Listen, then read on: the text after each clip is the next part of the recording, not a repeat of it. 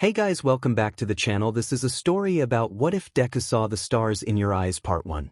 If you guys enjoy this what if and want to see part 2, comment down below and let me know before I start. Please do support for more awesome content and leave a like, and don't forget to subscribe to my channel and also share this video with your friends and check out the description in my playlist. The author of the story M-MOSHI from Wattpad. So let's start the video. See, I ain't ever seen a star this close, you got me stuck by the way you glow. I'm Mr. Loverman and I miss my lover, man I'm Mr. Loverman, oh, and I miss my lover. I guess I'm falling in the same way, 'cause I know after dark I will want you here. Stay with me kuchigas wa tu nagara futari no toki wa date umado wajariza daiji ni shite. Stay with me, saying our favorite words, holding on to our little moment, ooh I'll never forget it as long as I live. 2020's 2020 vision, Cupid hit me with precision. I wonder if you look both ways when you cross my mind. Shooting stars never fly for me, a house on Mars, kinda hard to see, but you know I'll see you again, you know I'll see you again. 'Cause you're so lovely, I can't help but fall for you, love. Hold me while you wait, I wish that I was good enough, if only I could wake you up, my love, my love, my love, my love, won't you stay a while? Talking to the moon, trying to get to you in hopes you're on the other side. Talking to me too, or am I a fool, who sits alone, talking to the moon? La-da dee la-da. Dee-do, la-da to me, la-da to you, la-da dee, la-da dee-do, there's only me, there's only you.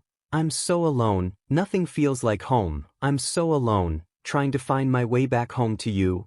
Look at the stars, look how they shine for you, and everything you do, yeah, they were all yellow. Like every night, you went to the roof of Heights Alliance.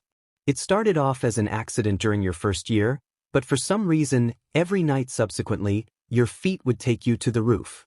You lean back with your diamondy hand supporting you, and in the other you open your palm, making a little star appear.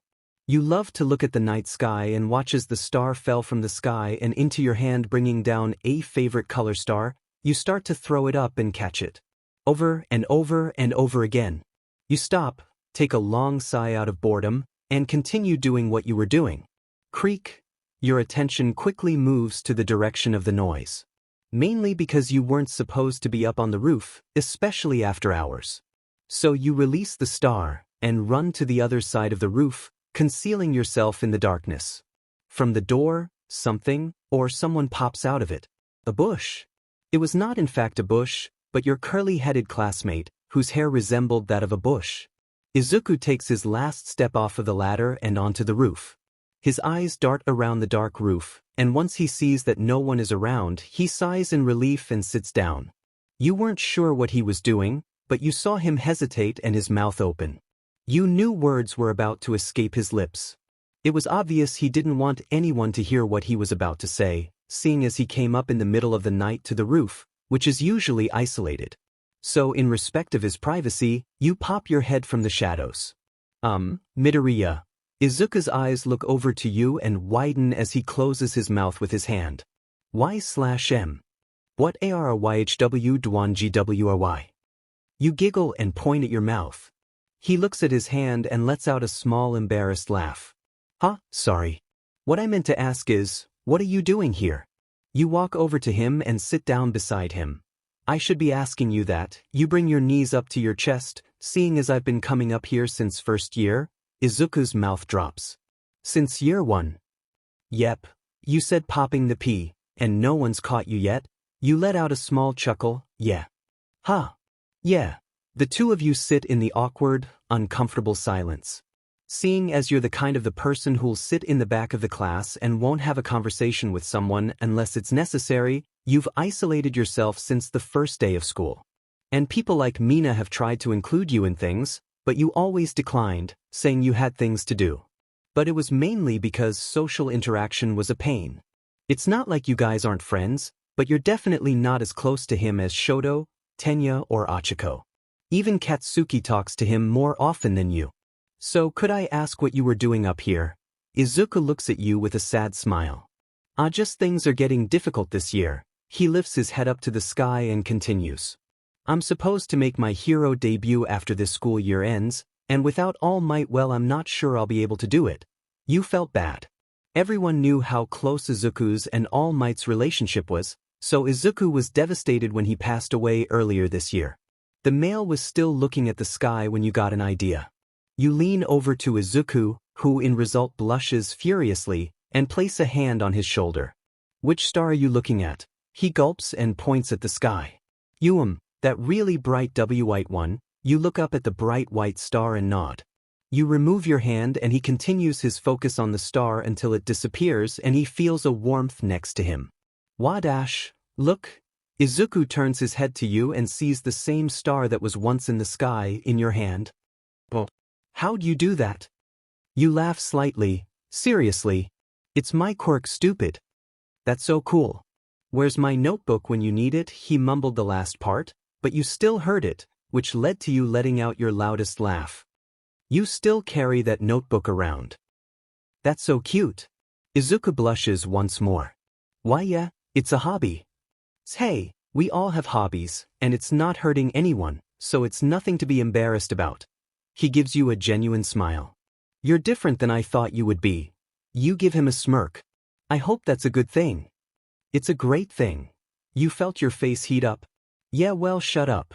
He just lets a small laugh and proceeds to look at the star. Hey, can I touch it? And no, wait, before you could finish your sentence, Izuku had already grabbed the star with both his hands, in result, burning both his hands.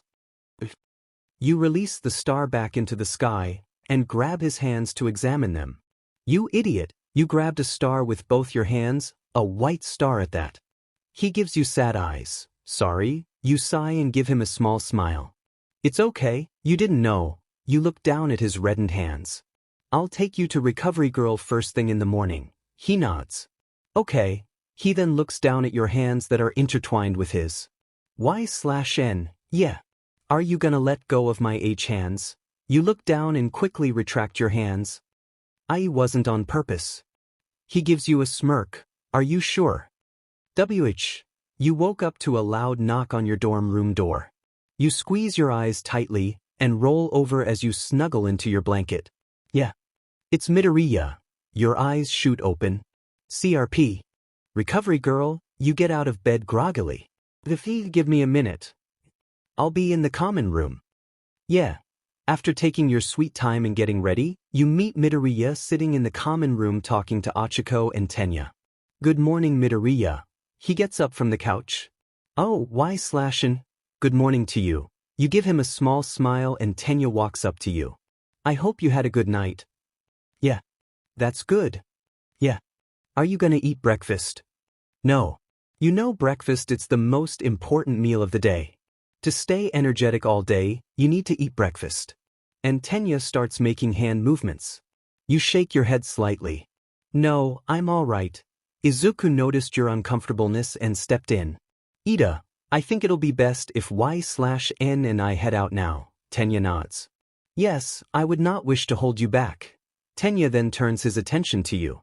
You really should eat something. We do not want you getting sick from malnutrition. You sigh. If it'll make you feel better. Yes, it would. Achiko then speaks up. Where are you going? You head to the kitchen to look for a fruit to snack on before leaving, and Izuku shows Achiko his hands. Y/N's taking me to Recovery Girl. Achiko looks at Izuku's poorly bandaged up hands that you did last night. Whoa, Deku, what happened?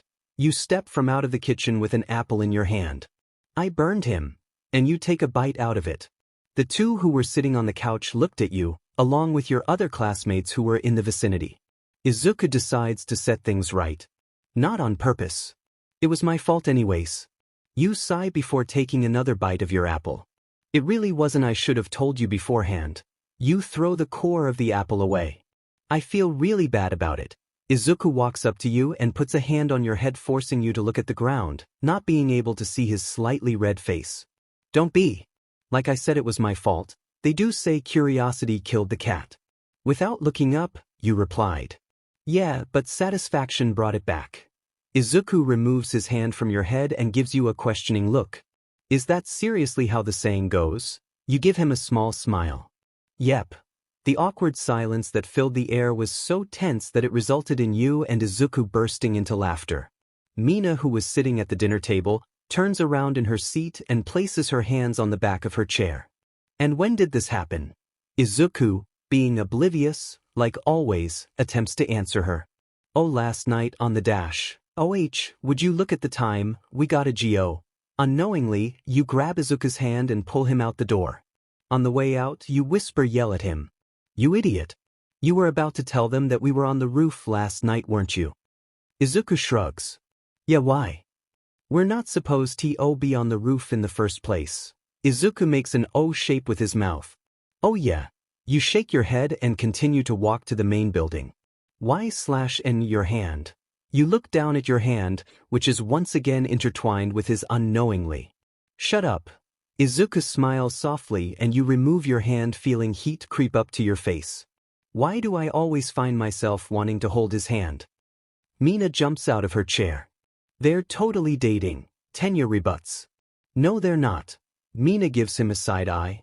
And why is that? Tenya puts a hand on his chest and explains. As Midoriya's closest friend, he would have told me the first day of their arrangement, and since I'm clueless about this situation, I have to digress. Mina rolls her eyes. Yeah, but this is /n we're talking about. She probably wanted to keep it on the down low. Yes, well see. Ashido, calm down. Mina turns to Aizawa. Sorry, sensei, but what do you think? Aizawa sighs and drinks his coffee.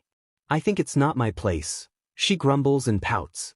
You're no fun. She then turns to the class, who starts spouting out their opinions. Disregarding the brunette sulking on the couch. Another night of you sitting on the roof.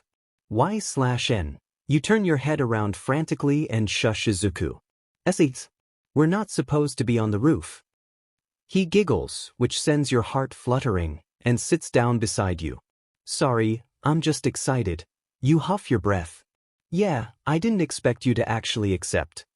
Izuku had finally gotten his hands healed by Recovery Girl, but now he was tired and drowsy. Recovery Girl had told him to stay and rest, but he declined, saying he would rather not miss class. So Recovery Girl let him go. As you were walking to class from the infirmary, Izuku looked like he was about to pass out. The burns weren't that bad, were they? You sigh, and since Izuku was following you like a mindless puppy, you change course and head to the dorms. Izuku didn't even notice anything until you reached Heights Alliance. /n. What are we doing here? You walk into the building not saying anything, but Izuku still followed you. You stop in front of his dorm and stare at it. What's the matter? You look down at your feet. I can't just open the door to your room. Open it. Izuku lets out a small, tired chuckle. It's not that big of a deal, /n. You cross your arms and huff your breath. Yeah, whatever. He opens the door and you follow behind him. Now, you grab Izuku's arm and push him onto his bed. Sleep. You need it. He frowns at you. /n. I have to get to class. I only came to get my uniform. Well, you're already late, you might as well get some rest. No, if I want to be a hero like All Might was, I can't go skipping class because I'm tired, he mumbled under his breath. It's not like it's something I'm not used to. Your eyes widen at the statement he made and you start to take a closer look at his appearance. Sure, he was buff and looked in shape, but there were subtleties that he was in lack of sleep, like the small dark circles that were underlining his eyes, and his eyes themselves. The ones that used to look so full of life and joy now looked lifeless and dead. Shouldn't his friends have noticed something by now? No, I'm telling you right now, you're going to sleep. Please, Midoriya, you need to take care of yourself. You give him a small smile. And to make sure I know you're not faking it, I'll stay by your side till you fall asleep. You sit on the ground and tuck your knees into your chest. Izuku looks at you with utter confusion, but overwhelmed by fatigue, he gives in and tucks himself into his covers. You smile once you felt him lie on his bed. Seconds later, he's knocked out. I knew it. You pick yourself off of the ground and walk over to his desk. You pick up a piece of paper and pen that was lying on his table, and on it you wrote that he could meet you on the roof, if he'd like. You then proceed to walk over to his sleeping body. You move his hair back from his forehead and kiss it. Good night, Izuku, sweet dreams. Hey Midoriya, he hums. Are you having trouble sleeping? He looks at you shocked. You noticed his hesitation. Never mind, let's just change the subject. He quickly nods. It was obvious it was something that he didn't want to talk about, and who were you to push personal secrets out of him? He'd tell you on his own time. And if he didn't, then that's fine too. I guess I could say that I wasn't expecting you to leave me a note. You shrug your shoulders. Well, I don't have your number. You look over at Izuku, who was looking at you smugly. What? That was smooth. Your face heats up in realization. That wasn't on purpose. You know, you've been saying that a lot lately. You cover your face with your hands. That's 'cause you keep embarrassing me.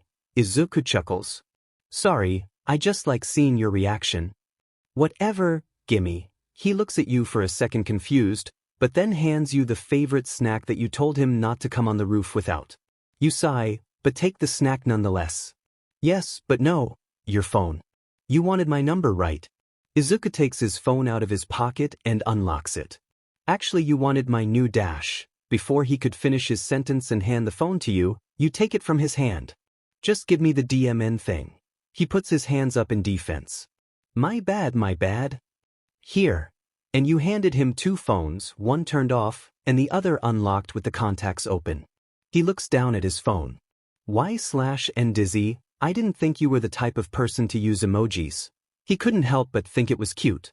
Whatever, it's just a star. Well, it's cute. You turn to him, not thinking you heard him right. Huh. I said it's cool. Cool, right? Yeah, hurry up already. Right? Izuku said as he typed his contact info in. Here you go, and he hands you back your phone. You look down at it. Izuku ghost, you look at him with confusion. Why the ghost emoji? He shrugs. I don't know, I just like it. You giggle. I'll be sure to remember that, but for now, 𝑦/N-𝑑𝐿 has changed Izuku ghost to living bush 4-leaf clover. Why that? 'Cause you look like one, silly, and you ruffle the top of Izuku's hair, leaving him blushing. Whoa, it's really soft. Dash. Dash. Dash. Dash. You looked over at Izuku, whose head was in the clouds. Over the last week, you had gotten really close with him. You could even go as far as to call him your first friend. There were nights where you'd find yourself alone on the roof, and it was nice. But that often led you to missing a certain freckled boy. Hey Midoriya. Him still not paying attention, you frown and call his name louder. Midoriya. Nothing. Izuku. Midoriya. He jumps and looks over to you. Yeah. Oh, hey 𝑦/N, what are you doing here? Times like these were common. He'd often forget that he was the one who came up to the rooftop after you. He came to see you. And you couldn't help but wonder what exactly was it that made him forget everything so easily. You sigh and give him a small smile. Remember, you're the one who came to see me.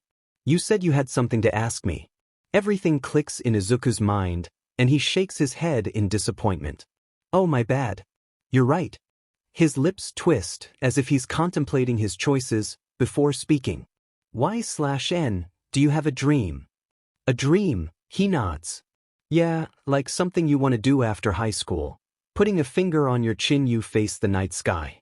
I'm not sure. A small smile forms on your lips as you face Izuku. Obviously, I want to be a successful hero. Why though? His question shook you. Why? But why do you want to be a hero? After everything we've gone through, there's no certainty that it'll be worth it in the end. Is this what's been on his mind? You place a comforting hand on Izuku's shoulder and let out a small chuckle. Well, I'd be lying if I said that I wasn't in it for the fame and money. But honestly, I just want to save somebody. Izuku's eyes widen. Save somebody. You nod. Just the thought about being a hero excites you. As a child, you were always getting yourself caught up in trouble. So you ended up being saved personally by multiple heroes. And that led you to admire them and their strength. You lay on your back looking at the stars. Yeah. Just the thought of being a hero gets me fired up. I'd lay my life down if it meant that I saved even one person in the process. You raise your hand to the sky and clench your fist. I want people to know that it'll all be fine because I am here. You then turn to Izuku and give him a bright smile. You know, in that moment, 𝐿𝐼𝑧𝐿 finally realized what he stood for. After All Might's death, he had lost sight of what it meant to be a hero. Now he found it, and it was all thanks to you. He chuckles. You've sure got morals. As if, did you hear the part where I said I was in it for the fame and money? 𝐬𝐽 laughs and gives you a small and sentimental smile. Thank you, Y/N. Completely unaware of what you did, you looked at him sideways. For what? Just for everything. Your face heats up from his sudden response, and you shift to lay on your side facing the opposite way. You start mumbling. It's whatever, we're friends after all. Seriously? 𝐬𝐽 points at you, them himself. You and I are friends. You grit your teeth in anger and sit up quickly. You tried throwing something at him, but realized there was nothing you could throw, so it just looked like you swung your arms around. I'm kidding, you scoff. Yeah, whatever, Y/you hum. I like you. You look up at 𝐬𝐽, whose face turned a deep red that was clear in the moonlight. Oh, well, I like you too. If even possible, his face became redder than before. Really? You nod. Of course, you're my best friend. You proceed to scratch your cheek, not taking notice of the boy's change in demeanor. Well, more like my only friend. Oh, by the way, 𝐬𝐽 sighs. He didn't realize you were that dense. He knew he wasn't a pro at romance, but he thought the hints of him flirting with you were clear. Yeah. Can you help me make more friends? The two of you were currently in homeroom waiting for Aizawa to enter. 𝐬𝐽 grumbles. You can't just stand in the corner, Y/N. Your eye twitches as you watch everyone converse and chatter. Never mind. I think I'll just stick with you. As much as 𝐬𝐽 would love that, he decided to retaliate. No, you asked for my help, and now I'm giving it to you. 𝐬𝐽 shoves you into the closest person, forcing you to at least apologize to them. Midori dash. You hear a soft grunt, and you turn your head into the direction of the sound. Oh, I am so sorry, Achiko. Achiko waves her hands around. No, you're fine, Y/N, you just lost your balance. Happens to the best of us. You look over to 𝐬𝐽, who's giving you a thumbs up. Yeah, lost my balance. The brunette catches your attention. She looks down at her hands and fiddles with her fingers. Also, I know you're not that interested in hanging out with us, but I just had to ask. The girls and I are sitting at lunch together today. Do you want to come? She's asking me. Your heart was filled with excitement. After all, you believed that people kept their distance from you, since you kept your distance from them. You thought it would be a whole lot harder to make friends, but here's Achiko giving you a chance. Yes, dash. You widen your eyes at your overexcitement, and clear your throat. I would love to. Achiko's small smile widens, and she throws her arms around you. Great. I'll see you at lunch then. She waves you off, and heads back to her seat before Aizawa enters the classroom. You noticed 𝐬𝐽 still standing at the back, so you walk over to him. So what happened? First of all, you slap his shoulder gently. That's for shoving me. You then embrace him into a big hug. And second, thank you for that. Because of you, I might have actual friends soon. He chuckles into the crook of your neck. So what am I then? You respond to him in a playful manner. I'm not sure. All right, everyone sit down. It's time for class. Dash. Nighttime came, and to your surprise, 𝐬𝐽 was the one waiting on the roof for you. The whole month you've spent together, not once did he arrive before you. It was amusing. You also chuckled a little as you saw him shivering. You walked over and sat beside him. Are you cold? The boy tensed up. He definitely didn't think you noticed it. He shook his head as he responded. No. He was still shaking. It was cold outside, yet all he was wearing was an All Might t-shirt and some shorts. You shook your head slightly. This is a bad idea, but if I don't, he'll get sick. Mainly it was a bad idea for you since you had somehow developed feelings for him during the 1 month of knowing each other. You'll also like, by Astorial, K3K, by Cinemebaxp, 2K2K, Helpless, Ma POC Reader by Kaikeminari Helpless, Ma POC Reader K7K. Dash at Kaikeminari date, July 1st, 2021. By 𝑡ℎ𝑒𝑦'Rbrainrot, 8K and quote. Heavy checkmark, I. Midoriya X Female Reader by Camilo Slice, heavy checkmark, 𝐼2K, just a normal love story of how two strangers met then fell in love. Warning, warning, warning, writing hand, I do not own any of the characters of My Hero Academia / Boku no Hero A Little Bit Izuku X Reader by Crazy Cat 000 A Little Bit Izuku X Reader K5K. Under editing, you've enrolled into UA, but the semester has already started. You look to make a new name for yourself and a better reputation. As soon as you find your CL, what could you do? He was kind, caring, and he always took everything he did with consideration of you. Before you knew it, you had fallen for him. It definitely happened way earlier than you thought. Sometime around the day, he shoved you into Achiko, who now had become your new best friend. You sigh and scoot over to Izuku. To your surprise, the boy relaxed due to your body heat. Because of your quirk, your body produced a lot more heat than the average person. After all, you needed to get used to holding a flaming ball of gas. Izuku looked at you with a small smile on his face. As soon as his eyes met yours, you immediately got lost in them. They were captivating. Izuku chuckled. What? Your eyes, they're like green stars. You quickly cover your mouth. Oh, I didn't mean to say that out loud. It's fine, I just didn't expect it. You sat in each other's comfort as the wind occasionally blew, breaking the silence of the night sky. Hey Izuku, can I call you that? He nods. Okay then, Izuku. During this month I've known you, I've learned a lot. Izuku stared at you. He thought he knew where you were going but didn't want to get his hopes up or interrupt you. So he kept quiet.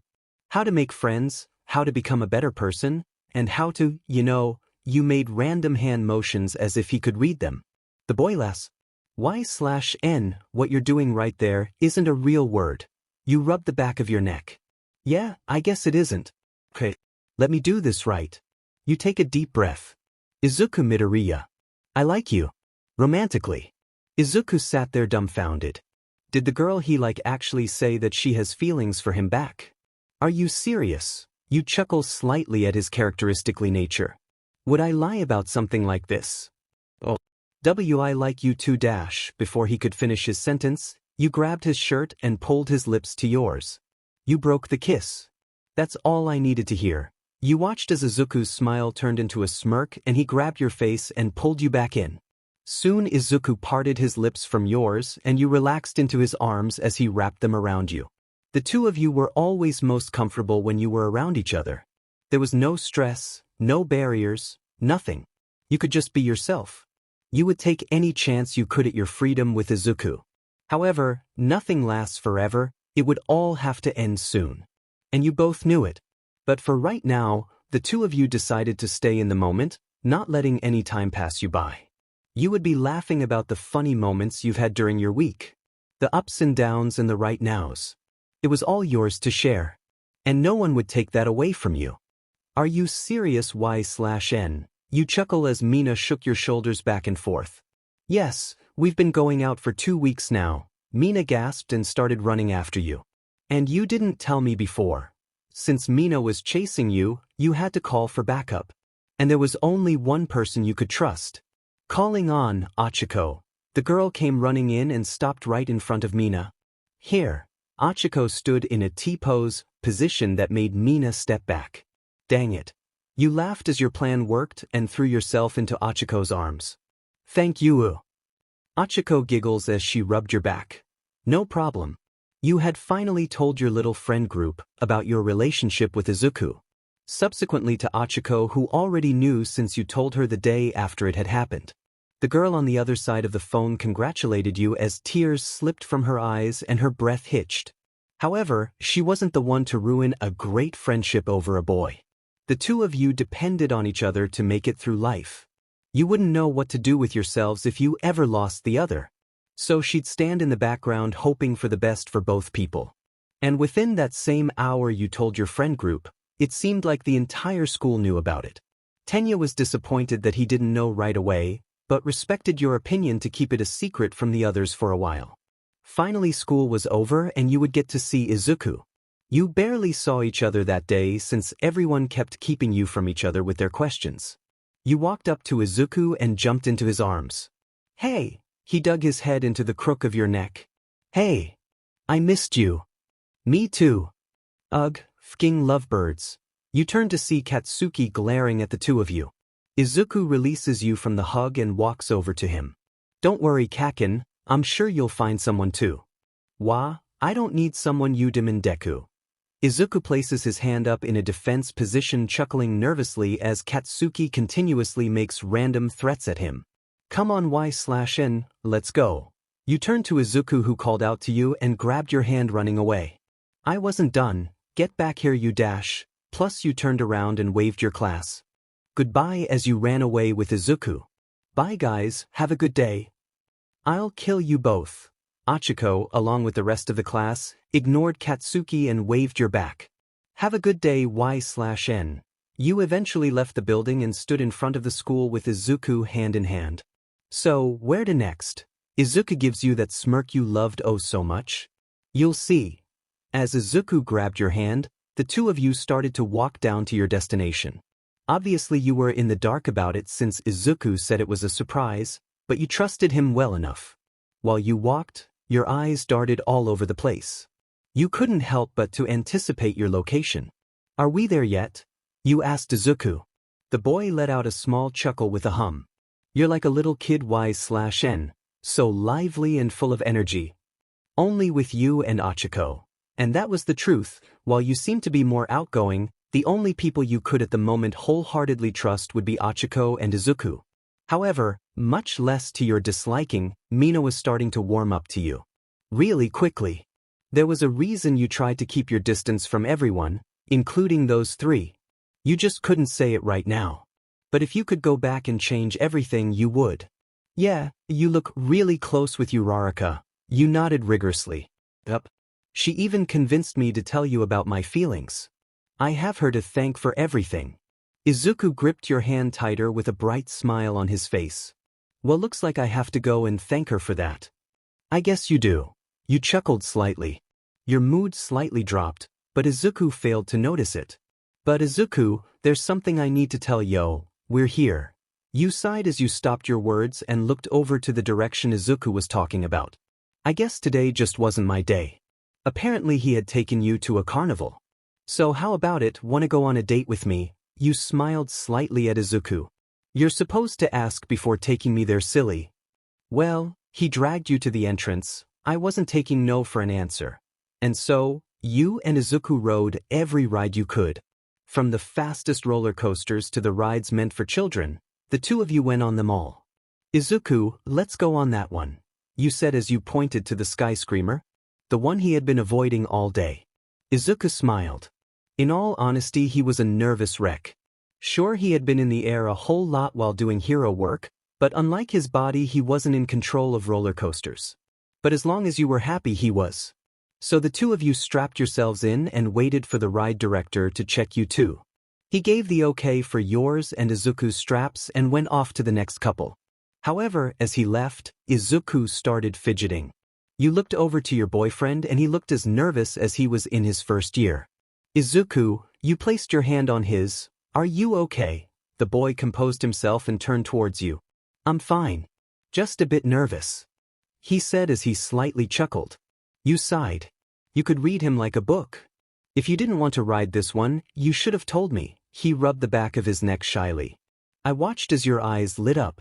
You really wanted to ride this one, so I couldn't say no. Besides, it's not like I've never left the ground before. I'll be fine. You watched as the boy tried to put your nerves about him to ease. You let out a soft breath as your eyes softened when you looked at him. Everything he did was for you, even if it meant doing something he didn't want to. Okay, but if you get scared, you can always hold my hand. Izuku huffed. I don't get scared. He then looked at you when you raised your eyebrow at him. But I'll take your hand 'cause I'm pretty sure you're scared yourself. You chuckled as he intertwined his fingers with yours. Okay, but get ready because I'm pretty sure the ride's about to start. Huh. Wait, I'm not Izuku's screams didn't cease as the ride began. It shot up and it proceeded to bring you both up and down. Each pair that was once close to the others separated. It seemed like you and Izuku were in your own world. At least, to you it did, and you loved every minute of it. The way the wind harshly hit your face or how your feet seemed to be blown up by the large amounts of pressure. Everything about it was exhilarating. It made you forget all of your worries. And the view from there had to have been the best part. You could see everyone and everything from there. Compared to where you were, they all looked like ants. You didn't want that moment to stop. You turned to Izuku, who had his eyes closed. You chuckled slightly at the boy who was too scared to open his eyes. "What?" he asked as he turned his head over to you with his eyes tightly closed. "Open your eyes, Izuku." "Absolutely not." You sighed. "Please, the ride will be over soon and you'll miss it." "Joke's on you, Y/N, your puppy dog eyes won't work on me. I can't see you." You huffed. "Fine. You might have stopped the puppy dog eyes, but you started to stare at Izuku, hoping your glare would burn into his skin, causing him to force himself to open his eyes. And it did. His eyes shot open. "Okay. Y/N, I can literally feel you glaring at—" "Wow." He looked over and he saw the same bright carnival lights that you did. The same people talking, laughing, eating, and just enjoying themselves. Appealing, isn't it? Izuku turned his eyes to your direction and he saw how in awe you looked. Was it the way your hair blew in the wind, or was how you struggled to keep your eyes open as you swung your feet back and forth because of the air pressure? The boy couldn't help but smile slightly at your heavenly expression. "Yeah, it really is." The rest of the ride, Izuku seemed to forget that the two of you were in the sky and you conversed like it was nothing but normal. But of course it had to end as the ride ended. "Oh, it's over?" Izuku asked as he stepped off of the ride. "Now that wasn't so bad, was it?" You chuckled. "I guess, but I get to choose the next thing we do." "Fine with me." "So where to next, oh great chosen one?" "Fortune-telling." You creased your brows. "Fortune-telling? You believe in that?" Izuku grabbed your hand and dragged you over to the tent he had seen earlier. "I sure do. At least when the fortune's good." "Sounds exactly like you." The two of you walked into the blue and purple tent. To you, this seemed like any typical cheat-off fortune teller. She'd probably tell you something like, "Stay true to yourself and you'll be blessed with everything in life." So you didn't really care what happened next. You watched as Izuku sat down in the chair. He looked so giddy, and it was adorable to watch. "So, Miss Fortune-telling lady, can you tell me my future?" The lady, who was wrapped so deep in scarves that you couldn't even make out how she looked, put her hand out. "I can. For a price of $50. And that's a discount. For you and your girlfriend over there." Your mouth gaped. $50. "Izuku, let's just go somewhere else." The boy turned around to you and this time gave you puppy dog eyes. "Please. I'm sure she's legit. She said it's a part of her quirk." You laughed loudly as your eyes landed on his excited expression. "You're still the same dork obsessed with quirks, huh?" You mumbled to yourself. "I hope you never change." "Fine. But we'll split it." You turned your face to get lady. $25, $25. "Got it." She shrugs. "As long as I get my money." You both handed her the money and she then took Izuku's palm and started rubbing over it. She then pointed to you. Now you widened your eyes, unsure of what she was going to do, but walked over to her regardless. And she did the same thing. A couple of minutes of her messing around and she called out both your names. "Izuku Midoriya." Izuku squeaked as sat up straight in the chair. "Weiss." She looked down at her crystal ball. "You will lose something important to you. Something you will never get back no matter how hard you try." You rolled your eyes. "Now I know this is utter bullshit." However, Izuku looked at the woman with distress. He assumed she was joking, but as he looked closer at her, she seemed to be telling the truth. What does that mean? Y/L/N? Yes. That thing you're trying to stop will happen sooner than you think. I'm sorry, there's just no stopping it, and I believe you already know this. As she said that, your heart dropped to your stomach. Nobody was supposed to know. Nobody. It was the one secret you swore to take to your grave. And now, this woman had practically exposed you. Okay, maybe this was a bad idea. Frantically, you grabbed Izuku's hand and dragged him out of the tent while the fortune-telling lady sat back and watched with a neutral look on her face. Her prediction about you were the truth. There was something you knew you couldn't prevent from happening, and you had to live with it. You turned back and looked to Izuku, who was left in the dark by your sudden panic. "Sorry," you mumbled, I just didn't like the vibe she was giving off. And Izuku, being the understanding person he was, nodded and gave you a small smile. It's fine. She was pretty pessimistic, wasn't she? Yeah, you chuckled dryly, she was. The two of you settled on sitting down at a nearby bench close to the exit to rest your feet. You were both getting tired and the day was coming to an end. Aizawa would be expecting you soon. So, you broke the silence. I had a lot of fun today. I'd never been to an amusement park before, so today was a first. Izuku looked at you in utter shock. Never. Like never ever. Never ever. You laughed a bit, swinging your legs back and forth. Izuku scratched the back of his neck. Well, I'll have to bring you back here next year. We can make it a tradition. Next year. Izuku noticed a hint of hesitation in your voice. I mean, that's only if you want to. I'd never force you to do anything you don't want to do, and you said you had a lot of fun today and… The boy stopped himself mid-sentence and his cheeks dusted lightly with red. I'm rambling, aren't I? Bringing a hand up to your mouth, you stifled a laughter. Yeah, but I found it pretty cute. And, you placed your hand on his cheek as you brought your faces closer together to pull him in for a small kiss. I'd love to come back here with you next year. You felt Izuku's smile against your lips. Every moment you spent with him was exhilarating. You found yourself discovering new emotions that you didn't know existed, wanting to do everything he wanted if it meant you'd be able to see him happy. And only he could bring it out from you. Only him, no one else. Was this what people called love? It couldn't be. You had only been dating for 2 weeks and now you had fallen in love with him. Sure, you were aware of his presence years prior, but you didn't know him. Not like you know him now. Before, you didn't know the things that made him happy, embarrassed, mad, or upset like you do now. So what was this strange feeling? And why did it hurt so bad? 𝑦/N, we should probably go before Mr. Aizawa sends out a search and rescue team for us, Izuku said with a small grin. He dusted himself off and couldn't help but chuckle at the thought of the man who had become overprotective of that specific class. He then put his hand out in front of you waiting for you to take it. So you did? Yeah, okay. You sighed when you looked at the window of Heights Alliance and saw that the lights were still on. It wasn't too late, and based on your common knowledge of your classmates, who tended to do things on point due to a certain 4 eyes, you could assume that they were making dinner. Izuku came to the same conclusion and he turned his head towards you. Are you hungry? You shrug. I could eat. You and Izuku continued to make small talk as you got closer to the door of the tall building. And as if on cue, Tenya pushed the doors wide open. I knew they'd be back on time. As UA students, we have to be punctual in everything we do. Yeah. You said as you pushed past him, Izuku following you while still holding your hand. I'm hungry. Is there anything for us? Of course, 𝑦/N. Momo said as she popped her head out of the kitchen. I don't think either of them deserve anything. They didn't help with 𝐤𝐑𝐄𝐄𝐑𝐒, Katsuki scoffed as he walked past the kitchen to set the table. Nobody else heard it except for you and Izuku. You couldn't help but roll your eyes and Izuku just shook his head.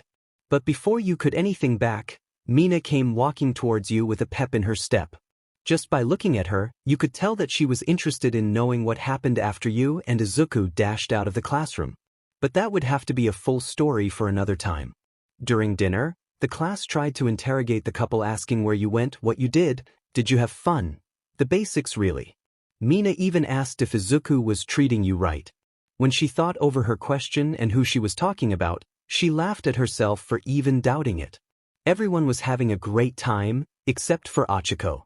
After every time she laughed, you would often catch a small frown appear immediately after. And before dinner was over, she excused herself saying she was a bit tired. Tsuyu offered to go with her, but she declined and told her to stay. And to Tsu, it was clear that the girl wanted to be left alone. After Achiko left, the table went back to its rowdy and full of life self. It was as if no one noticed that there was something wrong, and it made you upset a bit. But since everyone was having so much fun, you said you'd deal with it later. Soon dinner ended and Izuku was walking you to your room. But he noticed something was off. Hey, what's wrong? Oh, it's just, you turned your head to him. Achiko seemed off tonight, didn't she? Plus, Uraraka. No, she seemed fine to me. You shook your head. No, I'm sure of it. There was something wrong, and I'm gonna find out. You quickly placed a soft kiss on Izuku's lips and ran away as you waved him goodbye, heading in the direction of Achiko's room.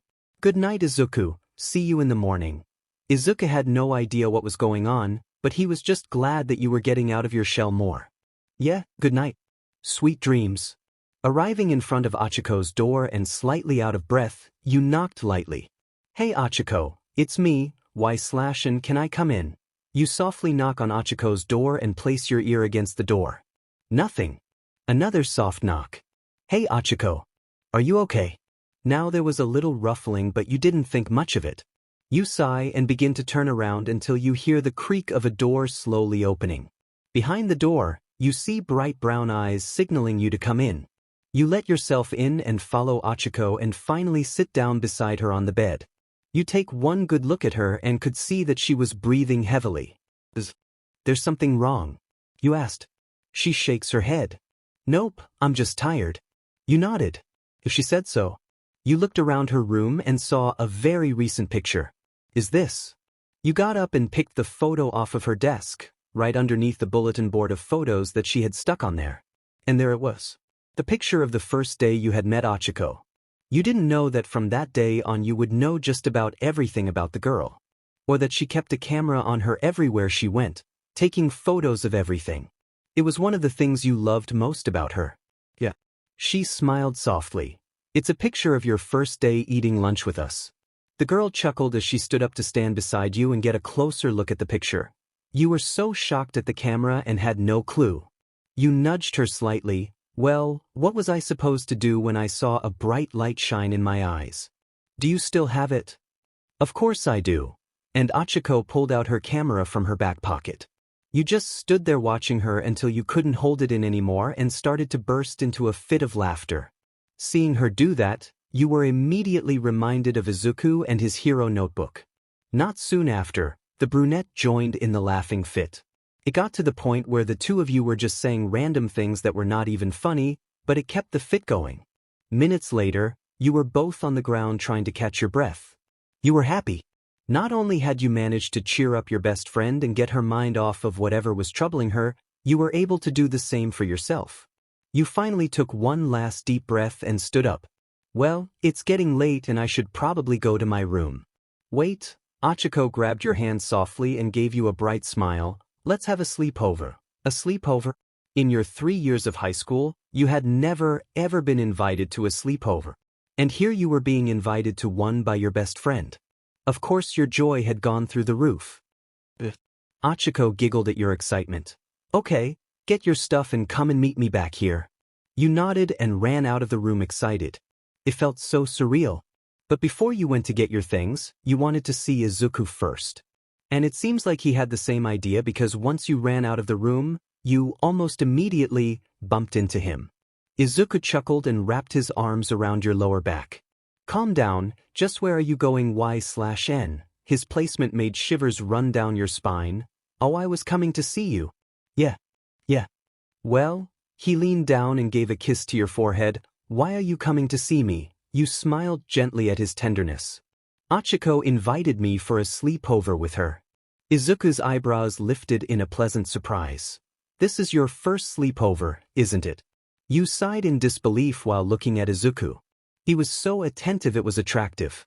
And in all honesty, you don't even think you had told Izuku that you had never been to a sleepover before. And you were right. If you had, he would have definitely planned one for you the next night. "It is, so I need to make sure that I pack everything I need." And you pulled yourself away, not much to Izuku's liking, and went to your dorm. When you got to your room, you immediately realized that you were overwhelmed. You had no idea what you were supposed to bring to a sleepover. Sure, you guys were living in the same place, but she was on the 4th floor and you were on the 2nd. And you were pretty sure that there was some unspoken rule about going back to your room during a sleepover. You were about to pull your phone out and call someone when you heard a knock. You watched as Izuku looked at you with a cheeky grin on his face. I assumed you'd have some problem and followed you. You just rolled your eyes and pulled him in. The two of you rummaged around your things looking for what to put in your bag. First, you'll need a sleeping bag. You looked around for your sleeping bag but then remembered that you had left it at your parents' house. After all, you were a loner when you entered into UA. You looked at Izuku and shook your head. That's okay, you can just bring your futon. And he pulled out the futon that had been hidden under your bed. You continued to pack as Izuku told you everything you were likely to need. Pajamas, house shoes, toiletries, and morning clothes. Things like that. I'm really glad that you're here to help me. You laughed as you remembered how he just showed up at your door. In fact, I was planning on calling you to come over and help me. 𝐤𝐸𝐽𝐻. You turned around and crouched over on his knees with his back facing you. You tried to make out what it was that he was doing, but he was just still, as if he had seen something he wasn't supposed to see. Well, is that everything? You said as you stood up with your backpack on your back. Izuku cleared his throat. Well, not everything. You raised your eyebrow as Izuku finally turned around. His face was bright red, and that's when you noticed it. Your boyfriend, Izuku Midoriya, was holding your underwear. It didn't help that they were new, green, and lacy. But it wasn't your fault.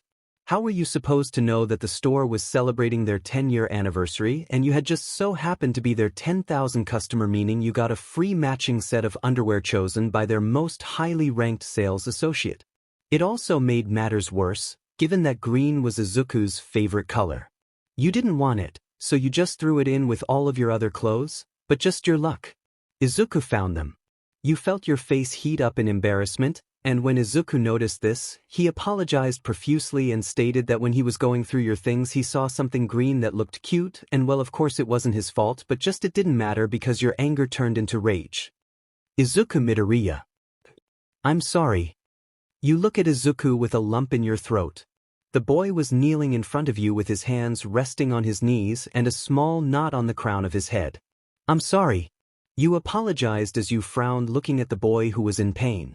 Izuku just gave you his signature bright smile. It's okay, I guess I snooped too hard. He then got up from his knees and gave you one last hug before pushing you out the door. You should get going. Yeah. And you turned around and gave the boy a kiss on the cheek. On your way to Achiko's room, you were really nervous. You didn't really know how these things went, nor did you know what to expect. You could only hope that it would be just as if you were hanging out on a regular day. Those thoughts calmed down your nerves. When you got to her door, you knocked and noticed that it was already slightly opened. You walked in the room. It was dark, and you could hear shuffling. Achiko. Slowly, you reached for the light switch that was located on the right of the door, but someone had beat you to it. Surprise. You blinked a couple of times, allowing your eyes to adjust to the bright light. That's when you realized that it wasn't only Achiko in the room, but Momo, Mina, Azui, Kyoka, and Toru were all in there too. You also noticed the large banner, streamers, and confetti that hung all around Achiko's room. You were shocked and could not figure what the special occasion was. What's this? Achiko walked up to you with a bright smile on her face and a party hat that had the word anniversary written all over it in big, bold, bright-colored letters. It's our group's 2-month friendiversary. You looked around confused. Everyone had such lively smiles on their faces and you had no clue why they would do this. In all honesty, you used to find things like this stupid and unnecessary. But maybe that's because there was no one to do it for you. Because right now, you felt like you were on top of the world. Then Momo walked up to you with a large cake that had your face on it and candles that were lit. Make a wish Y/N. You closed your eyes, took a deep breath, and blew out the candles. What did you wish for Y/N? Mina asked, jumping around excitedly. Ribbit, Ashido, you know you can't ask her that or else it won't come true. The invisible girl's arms flared around. Tsu's right. Sorry, you laughed and couldn't help but hope that your wish came true. All I wish is to be able to stay and graduate with everyone. Achiko grabbed your hand and dragged you to the center of the room. Well, come on. We planned all this for you. She played your favorite song and that started a dance party between the 7 of you. The rest of the night was filled with various activities that you liked. Singing, dancing, listening to music, watching movies, drawing, even watching and reading the corniest things alive. Achiko often pulled her camera out to take many different photos. So, Mina started, anybody have any gossip? You laughed and immediately all eyes turned to you. What? Don't play coy, Y/N, Hagakure exclaimed. You looked around the room. Clearly they weren't talking about you Y/N. What are you talking about? 𝐤𝐽𝑢𝑟 balled her hands into fists and you watched as they quickly moved up and down. You and Midoriya, obviously. Yeah. What about you and Ojiro? She sat back down. Mina looked at you smirking. Well, the rest of us don't have anyone, so spill. The other girls nodded and now it looked like you were trapped. There's nothing to spill, he's good to me, that's all. Lame. Mina exclaimed. You pursed your lips before looking to Achiko and giving her your help me eyes. Achiko chuckled a bit. Okay guys, maybe we should give Y/N some space. They were reluctant, but they backed off. Even so, the excitement could not die down because there was a knock at the door. I'll get it. You watched as Achiko got up and opened the door. Immediately by the color of his hair, you could tell who it was. Deku. What are you doing here? Izuku just looked past Achiko and his eyes met yours. I'm here to see Y/N, can I borrow her for a minute? Sure. Achiko sat back down and you took her place at the door, now standing face to face with Izuku. Should we talk outside? Izuku leaned on the doorframe, towering over you, and you watched as his legs crossed into a more comfortable position for him. No, here's fine. You shot him a glare as you could feel the girl's eyes watching with anticipation and heard their fangirl squeals. You have impeccable timing. I know. You rolled your eyes at his cockiness. He really had changed a lot since you first met him. So, you watched as Izuku leaned in closer to you without breaking eye contact. He stopped once his lips reached right above your ear. Meet me on the roof tonight. You gulped as you felt the warmth of his breath travel and tickle the nape of your neck. The nape. Great. Good night, girls. Izuku waved, and good night Y/N. Izuku finally left, but not before placing one last kiss on your cheek. The door closed and immediately it was chaos. Y/N. They all exclaimed. Ah yeah. That was not the Midoriya we all know. Tsuyu riveted. Yeah. Even Jiru was getting flustered. And you watched as Momo had to fan Kyoka off.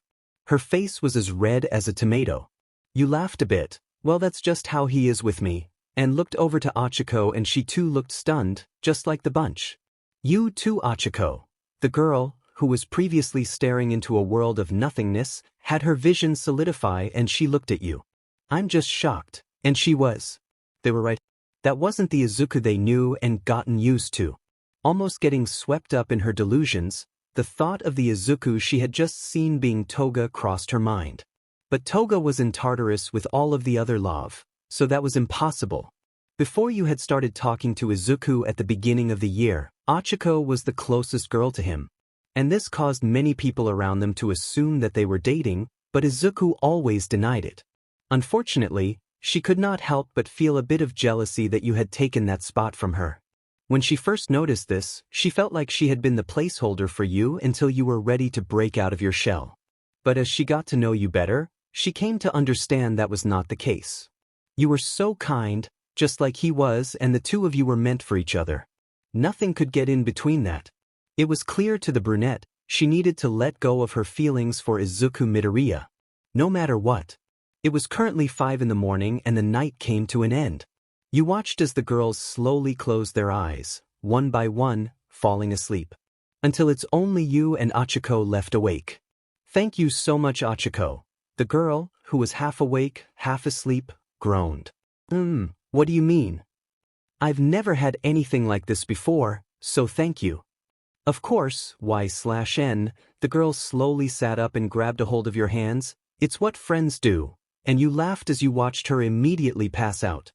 So you got up, maneuvered around the 6 girls, all scrunched up in a tiny dorm, and went out the door.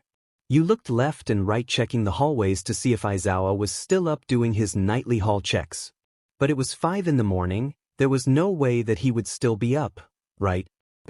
You saw a bright light flash at the end of the hall and ran into the next room available. Luckily for you, it was one of the empty dorm rooms on that level. Unluckily for you, Aizawa was very meticulous with his night checks, and that meant that he would be going through and checking every one of the dorm rooms. And so you jumped in the closet. Right on time too, because just as you closed the closet door, Aizawa opened the room door. You heard a little bit of shuffling before the door closed and his footsteps got further away. Just to be safe, you decide to give it a minute or two before leaving the room. Just to be safe, you decide to give it a minute or two before leaving the room. Whoa, what's wrong Y/N? You gave Izuku a look as he questioned why you were breathing so hard. No, the real question is why you're not out of breath. You know Mr. Aizawa was doing room checks tonight, right? Izuku patted the space beside him and you sat down next to him. Yeah, but once the guys heard that the girls were having a sleepover, they wanted to have one too. We all squished in Kaken's room. He couldn't have been happy about that. Oh no way. He was happy when I left to see you and upset when I came back. The two of you laughed and Izuku continued to talk to you about stories of the night. When I got to the room, I saw streamers and cake and things. What was that about? Your eyes twinkled thinking about what happened that night, but it was nothing to get excited over. Clearly everyone else had been given a surprise party over. Izuku would probably think the same. You looked up at him with a reluctant smile on your face. It's really silly. Izuku placed his right hand on the right side of your face. And with his thumb, he slowly rubbed your cheek in a circular motion. Tell me, I want to hear it. Izuku smiled tenderly and you were almost certain that he could feel the heat rising to your cheeks. And when you thought about it, it was only Izuku. He's always had your worries in mind. It was a friend-adversary thing. 2 months. Really? You lean into the palm of his hand. Yeah, all of the girls were there. And are anniversaries something you like celebrating? I don't really know. I've never celebrated them before. This was my first one. Well, Izuku moves his face slightly closer to yours, to the point where you could count every freckle on his face. Did you have fun? You nodded, careful not to slide his hand from your face. Yeah, I did. Good to know. Izuku removed his hand from your face and you frowned a bit, missing the warmth from his hand touching your skin.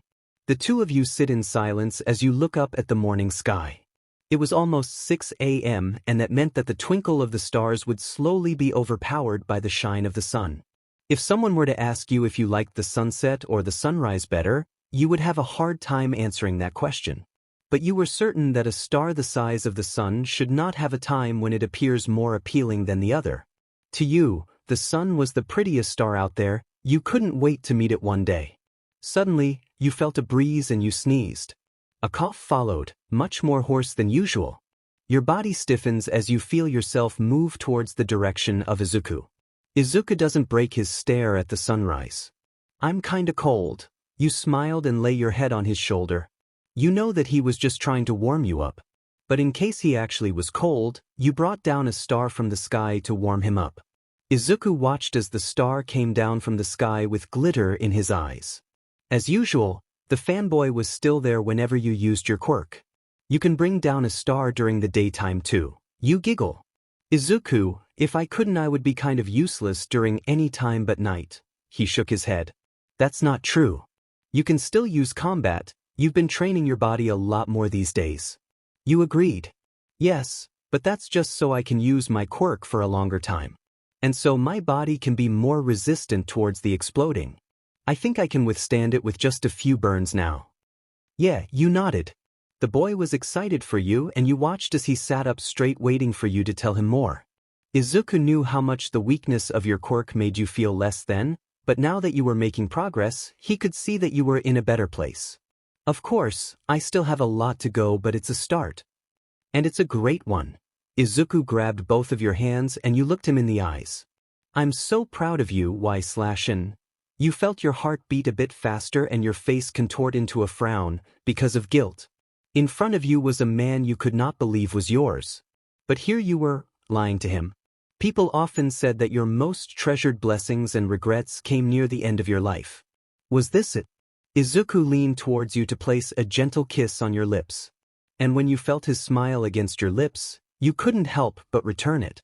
The two of you hold on to each other as you watch the sun rise and start a new day. It's okay, I'll just tell him later. But you didn't get the opportunity to tell Izuku. It seemed like any time you had the chance, something or someone would get in your way. Finally, a week had passed with you still trying to get the boy's attention. It wasn't until the end of the day on Friday that you actually got some time alone with him. Hey Izuku, can I talk to you? You watched as a flicker of fear flashed in his eyes. But it left as quickly as it came. Yeah, what is it? You looked around the classroom. Class had just ended and no one was really listening to you. In reality, you could have just told him then and there. But you decided that when telling him something important like this, it would be best to say it in a private setting. Can we talk somewhere else, Deku? And even though Katsuki wasn't talking to you, both you and Izuku felt the hairs on the back of your neck stand up. Hey, Kaken, what's up? You and I, we're training. No. Excuse you. You moved from behind Izuku who was covering you. We're having a conversation. Katsuki didn't even acknowledge your presence and just grabbed Izuku by the arm and dragged him away. You looked at Katsuki in disbelief. You were annoyed but not surprised. He always did what he wanted anyway. I'm sorry, we'll talk later, Izuku said as his voice got quieter as he got farther. So there you were, just standing in the back of the class being interrupted by yet another person obsessed with your boyfriend. You groaned and walked out of the classroom. After walking around, you decided that it would be best for you just wait in the art room for Izuku until he was done training with Katsuki. After walking around, you decided that it would be best for you just wait in the art room for Izuku until he was done training with Katsuki. You knew that he could find you here. And once he was done, you could finally tell him what had been on your chest. You looked around the room. Here's a secret, you're really talented when it comes to art. You could paint, draw, or sculpt for hours on end.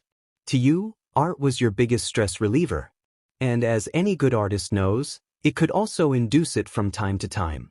You sat on a stool, set up a canvas, pull out your paints and begin painting till your heart's content. Or until your fingers cramp up.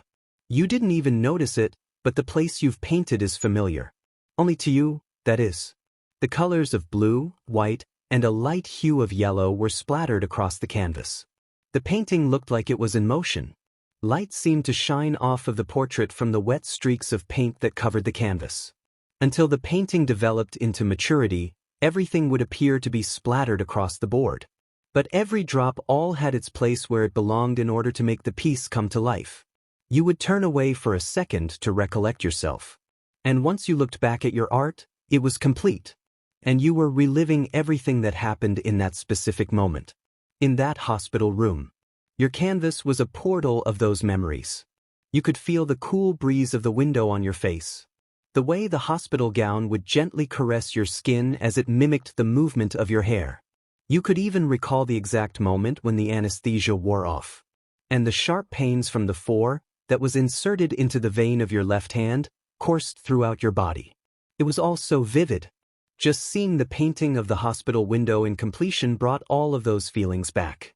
And the only thing that would bring you back to reality was the smell of the paint drifting off of the canvas and into your nose.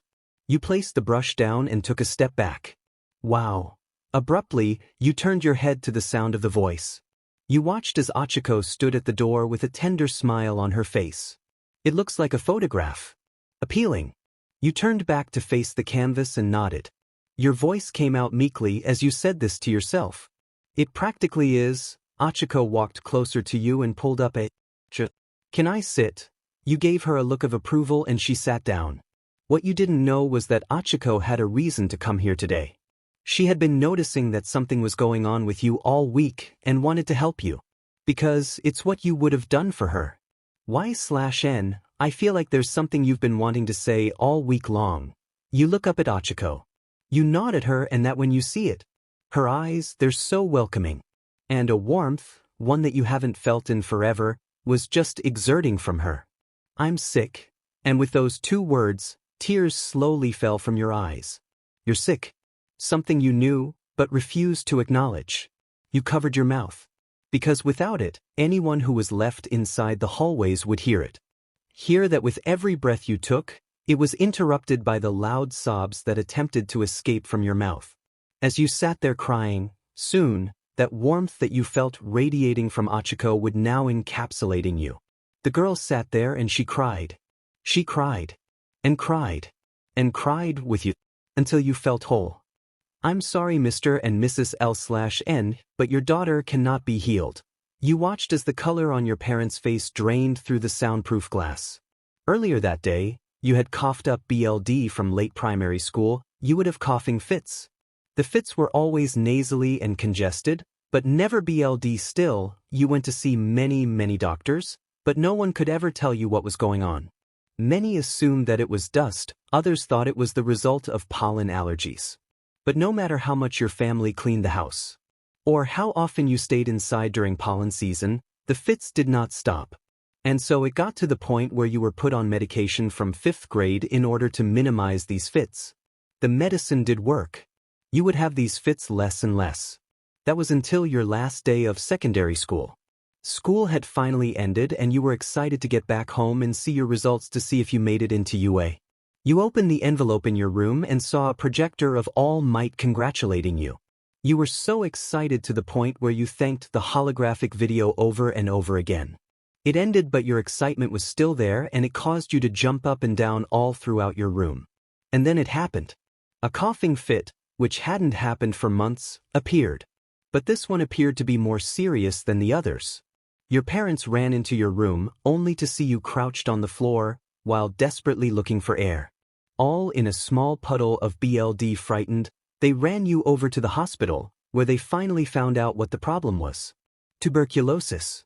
The real issue was, ever since the awakening of quirks, diseases that targeted the cells have been very rare. Especially in people who possessed powerful quirks, such as yourself. As the quirk developed and grew up with the child, it would need to physically enhance the cells throughout the body to the point where it could withstand their quirk. And naturally, this caused the cell-targeting diseases to no longer stand a chance. This was the reason no doctor had been able to detect it. From primary school, your quirk was fighting off the cells as best as it could, but the disease eventually won. And as a side effect, it caused your quirk to harm your body more than it used to. You watched as your parents walked into the room. They both pulled up a chair beside you. And even your dad, who was never a very touchy man, placed his hand on your shoulder. It was gentle. And it scared you. 𝑦/𝑤 sickness. You looked at your mom, whose voice just came out in a whisper. Her eyes were glossy by tears. Is it curable? With those words, she burst into tears and her palms found their way to her face. Honey, your dad called out to you. It's terminal. In that moment, everything stopped. You could feel absolutely nothing. And everything. You don't know how, but your eyes found their way over to the appealing window. The breeze was the only thing cooling you down in the heat of the moment. Oh, almost an hour had passed until you felt better. 𝐻𝐸𝐾 held you the whole time. Gently you pushed her back. Thanks, 𝐻𝐸𝐾. The girl shook her head. It's nothing. You watched as she twiddled with her thumbs, clearly wanting to ask something, but not wanting to be disrespectful about it. You looked at her and gave her a reassuring nod. I'm sorry if this is rude, but how long did the doctors give you? You sighed. It was an inevitable question. And anyone in her position would be curious. 3 years. 𝐻𝐸𝐾 did the math. That meant that this was your last year, and with that her face dropped. You watched as she slowly wiped the tears that fell from her eyes. No one our age should have to deal with any of this, she was right. It was all unfortunate that your quirk was unable to fight off the disease. You just wished that somehow, someone, anywhere, could take this pain away from you. Both mental and physical. Have you told Deku? No. You shook your head. Every time I've tried, there was always something interrupting me, demanding from him. It was no surprise to you though. Izuku Midoriya was known for his eagerness to help someone in need. Do you plan on telling him? You looked down at your lap. Of course I do. This isn't something I can keep to myself. No matter how much I want to, every now and then, you could feel yourself drifting back into your old ways of isolation. Had it not been for the illness that kept you at arm's length from everyone, you might have been just as social as everyone else in the class was. But you weren't. And so it was easy for you to slip back into how you used to be. You looked up after feeling a warm hand rest on top of yours. Just take your time, 𝑦/𝑛, it's okay. You nodded at her. For some reason, her words tended to give you a sense of reassurance. For the next hour and a half, you and 𝐻𝐸𝐾 were laughing and painting together. That was until you heard the door slide open and saw Izuku stumble through. You got up from your seat to help him sit down. He was covered in scratches from head to toe. And there were many places on his body where BLD was running down from. You heard 𝐻𝐸𝐾's chair scratch as she quickly stood up. I'll run to Recovery Girl's office and get you some bandages. Izuku thanked her and you turned your attention back to him. What happened? The boy just shyly smiled. The training got more defensive than I thought. That was his way of saying they practically got into another fist fight. Their fights happened often, but as long as they passed it off as training, during training hours, they could get by without house arrest. Yeah, but are you okay? Izuku flinched as you placed your hand against one of the burns that rested upon his cheek. You should see Kaken, he snickered. Izuku Midoriya. Sorry, you sighed and softly rubbed your finger against it, trying to soothe the pain. What was it about? The fight. Why did you guys fight this time around? And Izuku just gave you that laugh of his that he does whenever he's trying to avoid a question. You knew it was a useless question to ask anyway. There's sort of this unspoken rule between Izuku's and Katsuki's fights. Only the people who were at the scene know what really went down. Their last fight before this one was around the same time All Might passed away. Although no one besides those two really know what happened, everyone can make their inference and base it on All Might's passing. The two boys don't communicate to each other through words, they do it with their fist. To many, it seems unethical. But to them, it's the only way they know how. But there was something you wanted to say Y/N, huh? Before I left, you wanted to say something. Oh yeah. You took a deep breath and prepared yourself. You were finally going to tell Izuku your biggest secret. All you could do was hope that nothing would change between you two. What if once you told him, he looked at you the wrong way? How would you react? And what if from the moment, moving forward, he would walk on eggshells around you? You didn't want that, that was the last thing you wanted. And this made you hesitate. I'm back. The door slid right open with Achiko holding a first aid kit in her hand. You looked at her with a glare. But what was a glare really should have been a look of appreciation. From the very minute Izuku looked into your eyes, you knew that you could never tell him. But still, the girl looked back at you apologetically. She truly believed that she had given you enough time. She was right. It had been about 30 minutes since she had left. And it was getting closer to curfew. You needed to be back in the dorms in the next 20 minutes or so. I'll tell you later. It's nothing too serious. But before Izuku could reply, you already began patching his face up and ran off towards the dorms. It wasn't until he saw Achiko also running after you that he realized what the time was and followed in pursuit. It wasn't until he saw Achiko also running after you that he realized what the time was and followed in pursuit. The next day came around and you had a morning announcement with Aizawa. I'm excited to know what it's going to be about. Achiko exclaimed beside you. You nodded.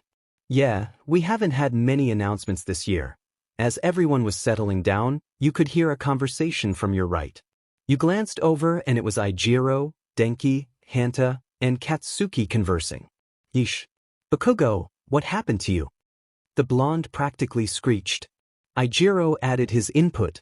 Yeah man, it looks like something tossed you in the air against a building over and over again. Before delivering the final blow with a giant-sized, steel MLB series baseball bat, Hanta snickered. Katsuki just rolled his eyes and leaned back in his chair.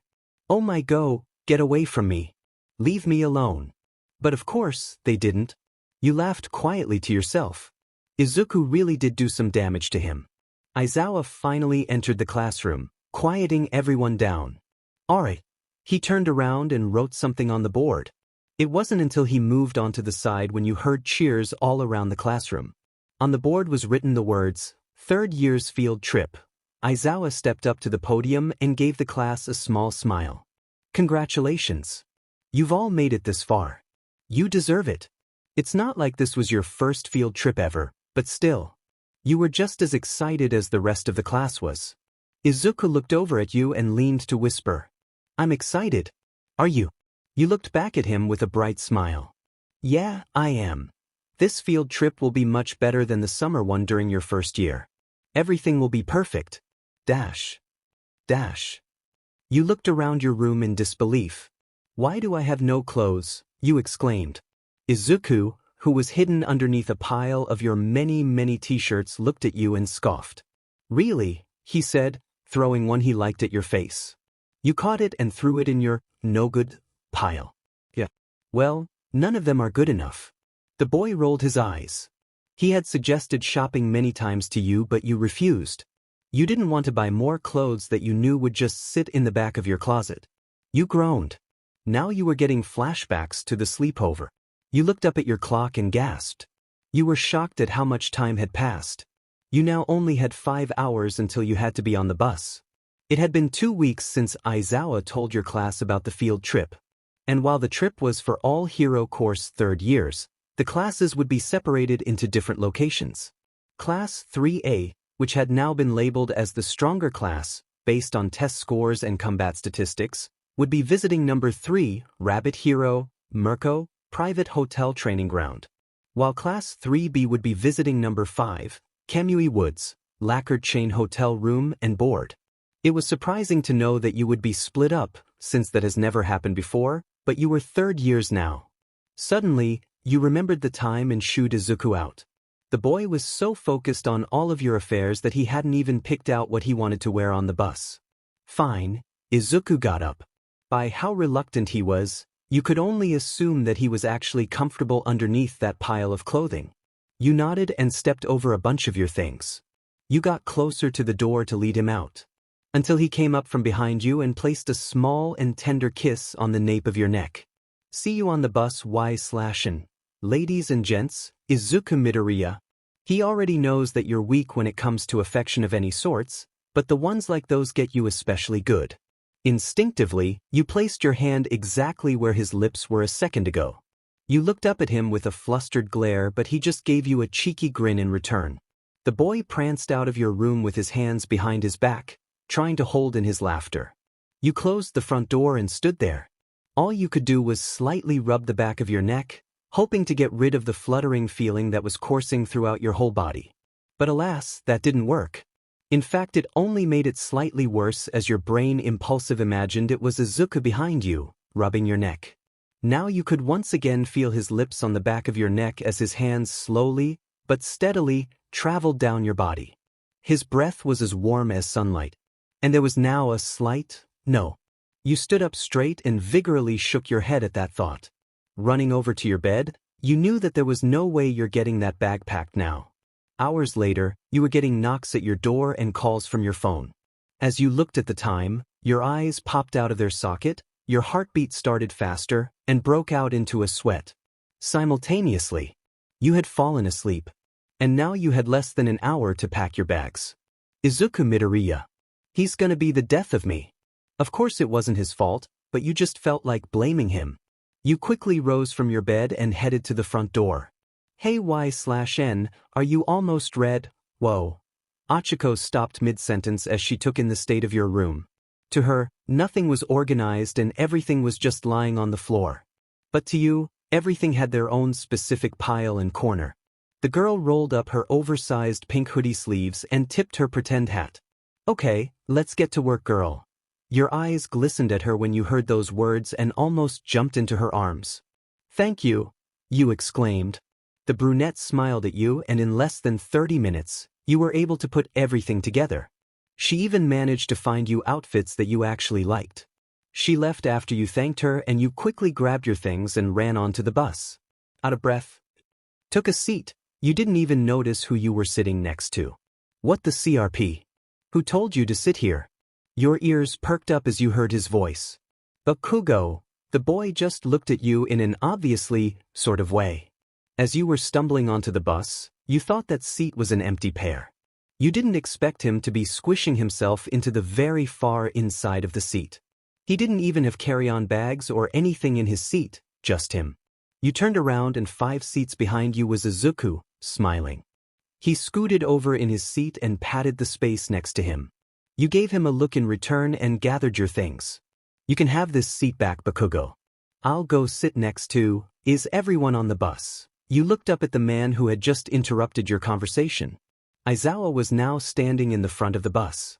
Okay, I'll need everyone stay in your seats going to and back. So remember your seat partner, and if you don't have one, take care of yourself. Aizawa did a head count and sat back down in his seat before telling the driver to get going. Minutes had passed and you heard chitter-chatter here and there. You would have loved to talk with Izuku, even if he wasn't behind you. but he was sitting too far behind for it to have been comfortable. So you turned to the person next to you. "So why don't you have..." "Shut up." "Fine." You rolled your eyes and moved your attention to your phone.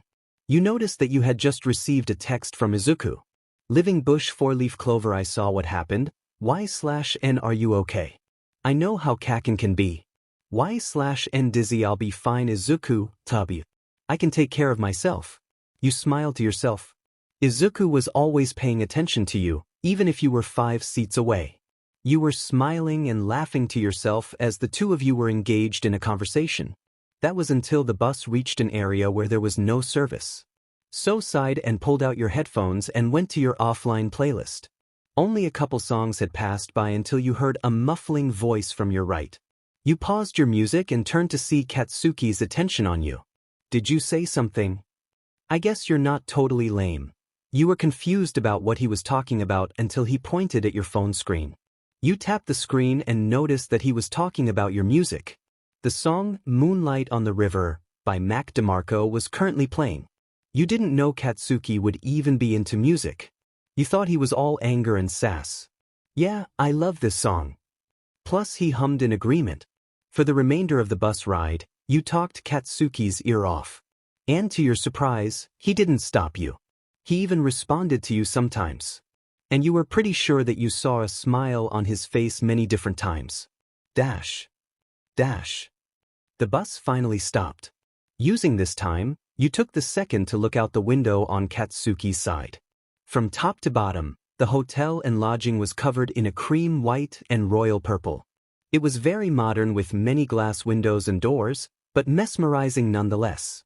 "It's appealing," you muttered. Katsuki took notice of this and looked in the same direction. Not bad." You snapped back to reality when Aizawa started speaking. "Time to unload off the bus. I'm doing one last head count and then we'll get going."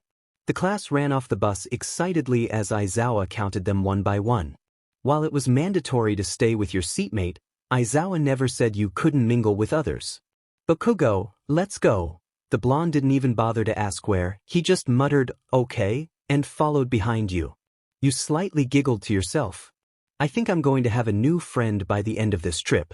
Before you even looked in Izuku's direction, he was already ecstatically waving you down. "Cute," you chuckled. Behind you Katsuki was mocking you, making barf sounds. You rolled your eyes and shoved him away from you before running off into Izuku's direction. "Hi Izuku." "Hey Y/N," the boy said, wrapping you in a bear hug, squeezing as tight as he felt he could without breaking you. Before Izuku could get any other words out, he was interrupted. "Yo, Romeo and Juliet. It looks like we're going to be forced to hang out for the next couple of weeks." Izuku loosened his grip, but his hands remained to rest on your lower back. "Looks like it. No more spontaneous trainings though." Katsuki pushed past you two, walking in front, towards the hotel. "No promises, but try not to piss me off," you sighed. "This is gonna be a long trip, yup." The two of you looked at each other before smiling. Izuku grabbed your hand, intertwined fingers, and followed behind Katsuki. Everything you walked past was a sight to see. The place was isolated by many trees and mountains. The sunlight barely peeked through the trees, even during its highest altitude.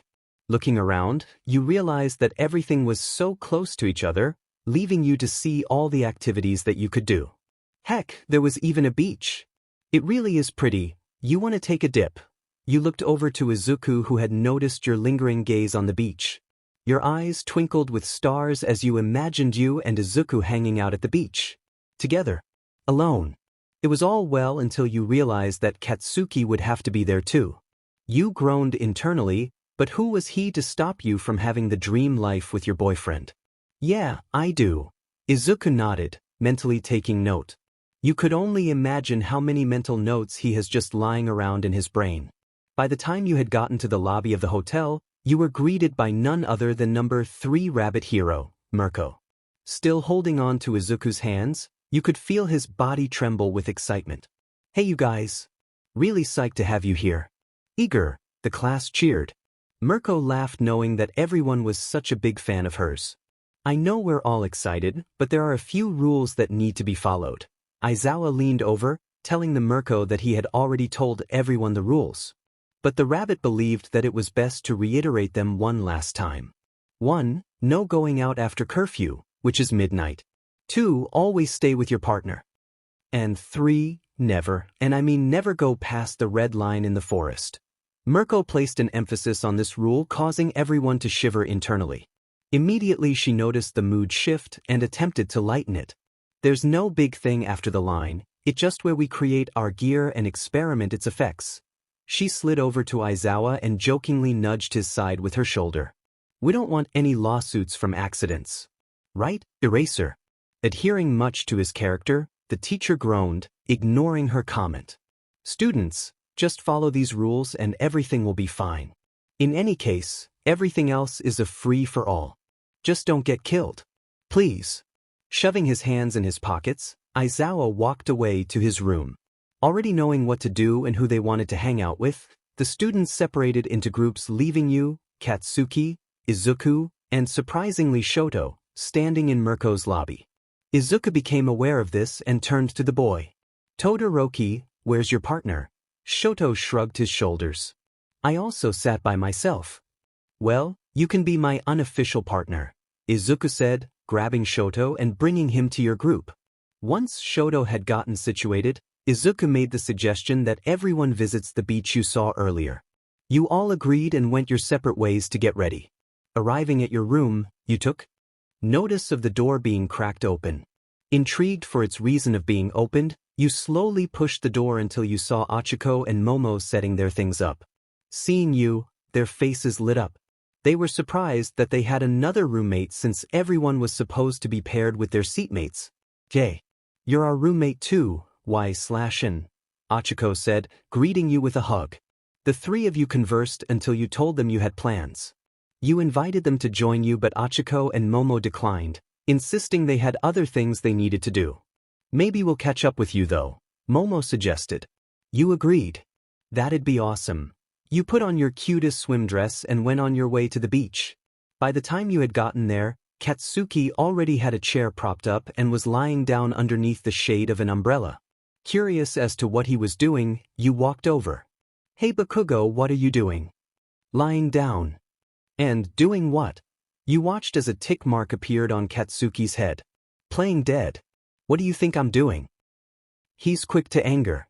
Okay, well I'll sit down with you, you said, unfolded the chair lying on the sand and taking a seat.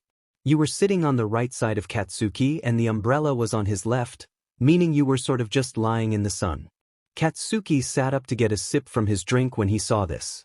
You idiot. Aren't you burning? Nope, I'm tanning, you said. But in reality, it felt like your skin was burning off. You hadn't even gotten the chance to put sunscreen on yet. Katsuki rolled his eyes and pulled the umbrella from the ground, placing it in between you two, now covering you both with shade. You looked up at him and shot him a thank you smile. He nodded in return. The two of you laid there for a couple of minutes. Katsuki was grateful for the concluding silence, but it was making you uncomfortable. Hey Bakugo. Here was the first time Katsuki realized that all good things must come to an end. Yeah. Your dog, how's she? Katsuki sat up a bit. He'd never admit it, but the blonde was always ready and excited to talk about his dog. You mean Sparks? She's good. With the folks right now. Very energetic at the moment. You nodded. Everyone in class knew Sparks. She was Katsuki's golden retriever that he had adopted from a villain that held her hostage near the end of year 2. No one but Katsuki knew the exact reason for her being lured into the villain's plans, and he refused to speak on it. Since Sparks didn't prove to be a threat to humanity, he wasn't forced to say anything either. The species had an appealing golden coat, and despite being abused, she grew up to be very big and playful. But unfortunately, she's not allowed to live on the campus due to school rules, so Katsuki visits her at home on weekends. However, she is allowed to be on campus. And so from time to time, she'll visit. Wait, energetic? You questioned. Katsuki nodded. That's weird cause whenever she's around me, all she wants to do is lie on the sofa together. No walks or running around. Nothing. Katsuki's skin paled, much similar to when one sees a ghost. What? You nodded, trying to recall all your memories with sparks. Most of them were very chill. Yeah, it's been like that from the first meeting. Oh. You looked over at Katsuki, aware of the change in his voice. There was a change way too sudden in his mood. Whoa, Bakugo, is something wrong? No. Katsuki laid back down. Nothing's wrong, closing his eyes and continued to hope that this long-term theory of his was wrong.